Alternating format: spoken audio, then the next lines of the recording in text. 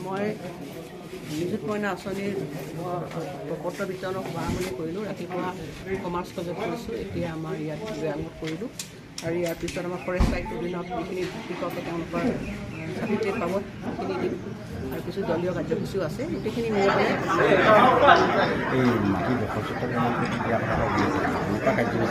আজি আছে সেইটো গমাৰি ব্লকত প্ৰায় 400 মানুহৰ অধীনত। এইটো আগৰ দৰে হ'ব নে বেলেগ প্ৰকাৰে হ'ব? বেলেগ পৰিষদৰ অধীনত যিখিনি কেন্দ্ৰীয় চৰকাৰৰ যিখন আইন সেইমতে তেওঁলোকে পাই আছে। এখন কমিটি থাকে, ডিষ্ট্ৰিক্ট কমিটি থাকে। সেই ডিষ্ট্ৰিক্ট কমিটিখনে যিখিনি আমাৰ জনজাতীয় লোক আছে তেওঁলোকৰ মানে প্ৰমাণ পত্ৰবিলাক দিছে।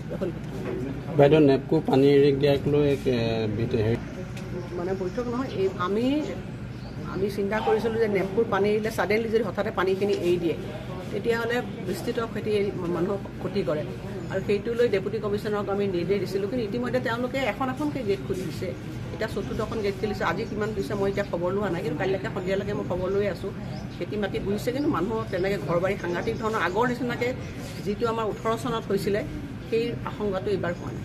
যোৱাকালি আমাক তাত অভিযোগ কৰিছে যে 18 চনতো কোনো চৰকাৰ আমি একদম তাত মানুহ লগাই আছোঁ। চাৰ্কুল অফিচাৰ তাত ঘূৰি আছে। আমি কৈছোঁ যে মানে যিখিনি মানে মানুহে সাহায্য পাব লাগে সেইখিনিতো আমি দিবৰ কাৰণে আমি ইতিমধ্যে গাঁওবুঢ়াসকলে কামেই কৰি আছে। কাৰণ কেইদিনমান আগতে যেতিয়া সৰু পানী বুলিলে লগে লগে জীয়াই দিছোঁ আমি তেওঁলোকক, আৰু তেওঁলোকক যিখিনি মানে আমাৰ চৰকাৰী নিয়মত যিখিনি তেওঁলোক সাহায্য পাব তাৰ কাৰণে আপলোড কৰি আছে গাঁওবুঢ়াবিলাকে।